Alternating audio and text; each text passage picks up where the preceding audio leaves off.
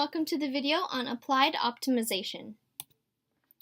So a lot of physical applications and situations in life call for us to utilize math, and in this case calculus, to optimize something or to find the maximum or minimum of something. So one of the best ways I think to illustrate this concept is through examples. So that's what we're going to do. So this question tells us that a piece of L length wire is bent into a rectangle. What dimensions give the maximum area? So what we're going to start out with is a piece of L length wire. So I always like to draw pictures to see, to visualize what's going on in the problem. So this wire has a length of capital L, okay?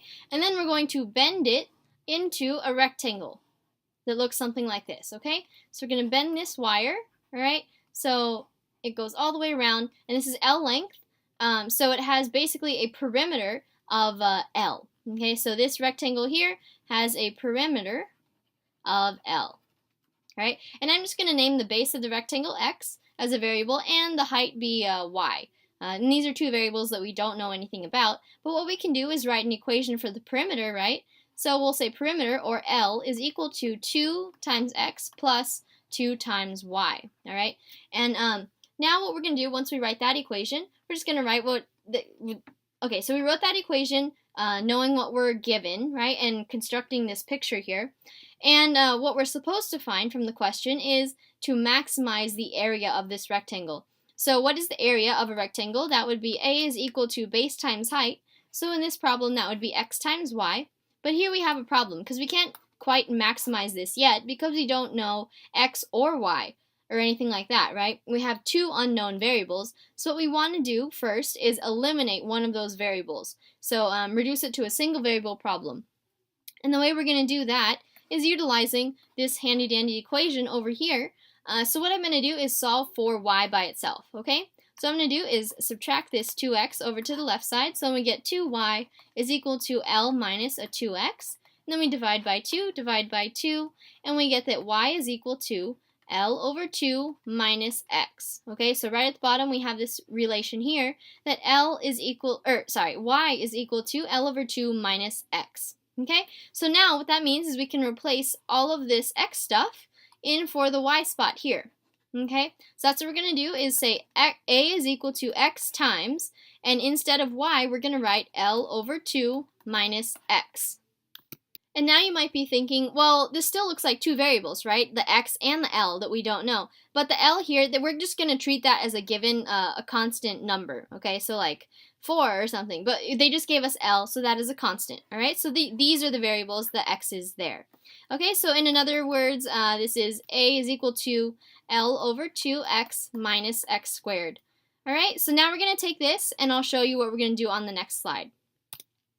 So we have this new function, a of x, which is equal to L over 2 times x minus our x squared. Okay, so now with that, we found a function of x for our area of the rectangle, all right? So now we're down to single variables. And now let's take a look again at our rectangle. Let's see what's going on with it. Okay, so we have this rectangle here made of the wire, and here's our x and here's our y, which is equal to L over 2 minus x, right, from the perimeter formula. So from this, we actually have to look at the bounds, or like the limitations or the intervals for our variables. So for this one down here, both of the lengths or the sides of our rectangle have to be greater than or equal to 0, right? So, and we're actually just going to say, we could say just greater than because it technically can't even be equal to 0, because then we have a what's called a it's called degenerate rectangle, kind of like a degenerate triangle. It just doesn't even exist. So anyways, but we're just going to say equals 2 just to see what happens so we can include the endpoints, okay? So first of all, from the bottom here, we have to have that x is greater than or equal to 0. It can't be negative because then we would not, you just can't have a negative distance, right? So anyway, so that's the first one. And then from this relation over here, we have that L over 2 minus x, which is equal to the y side, has to be greater than or equal to 0 for the same reason of this one here. Okay, that's supposed to be a star. Okay, so then we have, from this equation, we can move that x over to the right side, so that we have L over 2 is greater than or equal to x. So now we can kind of blend these two into one inequality, that x is in between 0 and L over 2. Okay, so here we just found an interval that x can be, that x is allowed to be, right, for our rectangle, okay? So this is our x interval, and now we can work with the area formula. So, again, I'll rewrite the area formula that we found. So L over 2 times x minus x squared. And we're going to keep this 0 to L over 2 in mind.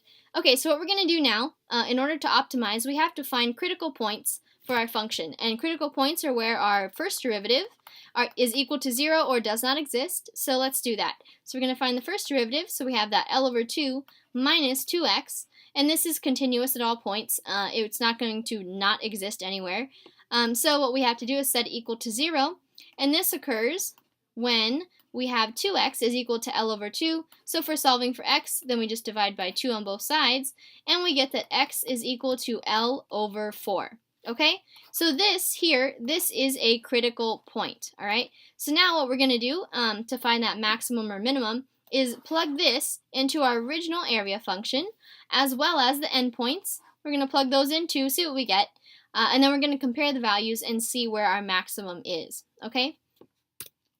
All right, so here are our values. We're going to plug in 0, we're going to plug in L over 2. These are both from our endpoints. And then we're also going to plug in that L over 4, which we found was a critical point. And here's our area function one more time. So we have L over 2 times x minus x squared. So first of all, let's plug in a 0, see what we get. It's not going to be a huge surprise for any of us, I don't think. So if we plug in 0, we just get a 0 out, okay? And then if we plug in our L over 2, so we plugged in 0, now let's plug in L over 2, so we have L over 2 times that L over 2 for x minus L over 2 squared, and both of these terms here, both of those are going to be L squared over 4, so we also get a 0 there.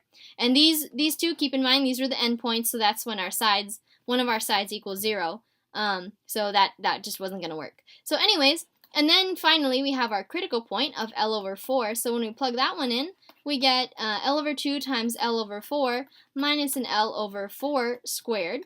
So that would be L squared over 8, and then minus L squared over 16, which is the same thing as saying 2 over 16 L squared minus 1 over 16 L squared, which is going to be equal to a single L squared over 16, which is definitely greater than both of these zeros, right?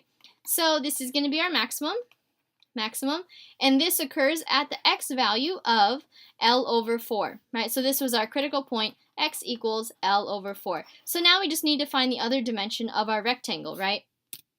So now so here's our rectangle once more. We're going to have that there, okay?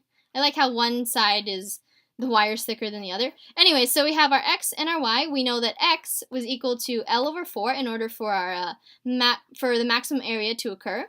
And then y, which is equal to L over 2 minus x, we're just going to solve for that by plugging in the L over 4 for x. L over 4, so this is like a 2 over 4L minus 1 over 4L, so that'll turn out to be a 1 over 4L.